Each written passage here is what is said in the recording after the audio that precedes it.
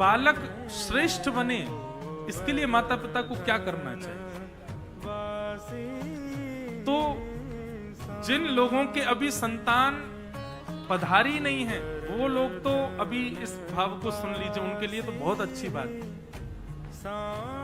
बालक का पालन जन्म कर लेने के बाद नहीं होता है। बालक का पालन तब होता है जब वो गर्भ में आता है। उस समय माता पिता के विचार, उस समय माता पिता का स्वभाव, उस समय माता पिता की क्रिया, उस समय माता पिता के कर्म, वो उस बालक को लगते हैं।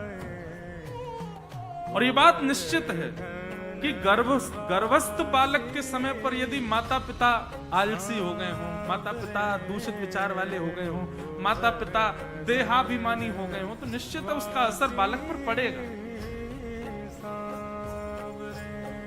श्रीमद् भागवत में 5 कर्म बताए गए हैं, गर्भवती माताओं को करने चाहिए। कोई टोना टोटका नहीं बता रहे हम वास्तविकता बोलते हैं।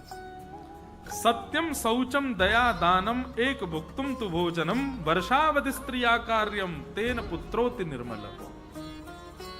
सबसे पहला सत्य बोले। जब जैसे ही पता चले गर्भ में अब एक बालक है, गर्भ में अब जंतु है, उसी दिन से ही असत्य का सहारा छोड़ दे, चाहे कुछ हो जाए सत्य ही बोले। बस ऐसी स्थिति ना बने कि पति के ऊपर कोई बहुत बड़ा संकट आ रहा हो, परिवार के ऊपर आ रहा हो, उस समय असत्य से ही काम चलेगा, तो बस एक बार असत्य बोल सकती है, नहीं तो वो सत्य ही बोले, सत्य वाचन करे। दूसरा शौचम, यानी अत्यंत पवित्रता का ध्यान रखे, तन को भी पवित्र रखे, बुद्धि को भी पवित्र रखे, अपने आसपास के वातावरण को भी पवित्र रखे, कोई गंदा बोले ना, कुछ गलत देखे ना। 9 महीने यदि मां तपस्या कर ले तो उसका बालक स्वामी विवेकानंद जैसा ही होगा, श्रीमद् रामानुजाचार्य जी जैसा ही होगा, भक्त साल्वेग जगन्नाथ जी के भक्त, उनके जैसा ही होगा। वो बालक कोई साधारण नहीं होगा, वो कोई अतिश्रेष्ठ ही होगा। बस 9 महीने तप कर ले मां। और ऐसे बालक ज्यादा चिड़चिड़े भी नहीं होंगे।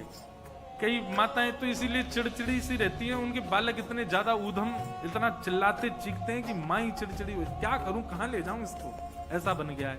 ये इसलिए बन गया है क्योंकि आप भी बहुत चिड़ी होंगी जब वो गर्भ में होगा। तो सबसे पहला सत्यम, 9 महीना कम से कम असत्य बिल्कुल ना। दूसरा शौचम, अत्यंत पवित्रता का ध्यान रखें। तीसरा दया, सामने कितना भी क्रूर व्यक्ति क्यों ना आ जाए उस पर भी दया भाव रखें। और चौथा दानम, नित्य कुछ ना कुछ दान करे। और 5वां और अंतिम, कठिन है पर करने योग्य है, क्या? एक भुक्तुम तु भोजनम, जो भोजन है वो एक ही बार ग्रहण करे, बाकी के समय फलाहार और प्रसाद और बहुत हल्का भोजन रखे। इस प्रकार के 5 नियमों का पालन करते हुए, तप करते हुए यदि बालक को जन्म दिया गया और नित्य भगवान को स्मरण करे, सुबह उठते ही, रात्रि सोने से समय और मध्याह्न भोजन के समय, 3 बार तो कम से कम रोज भगवान का स्मरण करे। 9 महीने तक यदि कोई मां इस प्रकार का नियम पालन कर ले तो यहां पर लिखा है तेन पुत्रोति निर्मल, उसका बालक ऐसा होगा जो या तो सृष्टि, समाज या पूरे विश्व का काया पलट कर सकता हो। गौरव होगा मां को कि ये मेरा पुत्र है। और वो बालक, उसकी परवरिश, फिर उस पर जन्म लेने के बाद ज्यादा ध्यान ना भी तो चलेगा, वो अपने आप ही उसका निर्माण हो जाएगा। क्योंकि निर्माण बुद्धि का होना चाहिए और बुद्धि का निर्माण गर्भ में ही होता है। इसलिए संतान उत्पत्ति का क्रम जो है बंधुओं, ये बहुत सेंसिटिव होता है। इसको बहुत ध्यानपूर्वक ही माता पिता को करना चाहिए। तो धुंधुकारी महान दुष्ट हो गया, गोकर्ण पंडित ज्ञानी बना।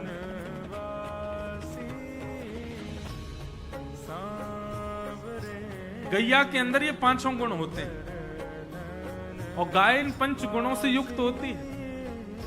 इसीलिए उसके बालक संतान, उसकी बच्चिया भी हो तो भी वो कल्याणकारी होती है, बछड़ा वो भी कल्याणकारी होता है। हम मानवों के ही राक्षस होते हैं बालक, क्यों? हमारी बुद्धि राक्षस है, हमारे हृदय राक्षस है। तो धुंधुकारी महान दुष्ट हुआ, उसकी दुष्टता के कारण पिता ने घर त्याग कर दिया, मां ने कुआं में कूद के प्राण त्याग दिए। गोकर्ण जी महाराज ने पिता को ज्ञान उपदेश दिया, ज्ञान उपदेश लेकर के पिता ने अपना उद्धार किया। धुंधुकारी मृत्यु के बाद प्रेत बना, उसको प्रेत योनि से मुक्त करने के लिए गया जी में श्राद्ध तक किया, लेकिन तब भी वो प्रेत योनि से मुक्त नहीं हुआ। क्यों नहीं हुआ? क्योंकि गोकर्ण जी महाराज जिस नाम गोत्र से श्राद्ध कर रहे थे वो उसका गोत्र था ही नहीं, वो तो किसी अन्य का पुत्र था, उसकी मां दूसरी थी ना। इसलिए गोत्र गलत होने के कारण वो प्रेत योनि से मुक्त नहीं हो पाए। तब क्या करें? तब सूर्य नारायण से पूछा कि ऐसे प्रेत योनि में बंधा हुआ व्यक्ति जो श्राद्ध आदि से भी मुक्त ना हो रहा हो, उसके लिए क्या किया जाए? तब सूर्य नारायण भगवान ने बताया कि भैया ऐसे में तो केवल एक ही सहायता हो सकती है। क्या? कि श्रीमद् भागवतम शास्त्रम प्रेत पीड़ा विनाशिनी। श्रीमद् भागवत की कथा ही है जो केवल प्रेत पीड़ा से आपको मुक्त कर सकती है, अन्य कोई क्रम ऐसा नहीं है। श्रीमद् भागवतान मुक्ति सप्ताहम वाचनम कुरु इति सूर्यवचन सर्वै धर्म रूपम विश्वतम। सूर्य नारायण ने कहा कि भागवत की कथा कराओ, कितना भी भयानक प्रेत योनि में क्यों ना हो, मुक्त हो जाएगा। भागवत की कथा हुई, 7 दिन कथा पूर्ण होते ही एक बांस की ग्रंथि का भेदन करके धुंधुकारी दिव्य रूप धारण करके भगवत धाम को प्रस्थान किया। बोलो भागवत महापुराण की। तो सोचो, अत्यंत प्रेत योनि में व्यस्त व्यक्ति को भागवत जी मुक्त कर सकते, तो हम तो अभी भी जीवित हैं, हम प्रेत तो नहीं है, तो हमको भागवत जी मुक्त करेंगे नहीं? निश्चित करेंगे, बस श्रवण भाव से।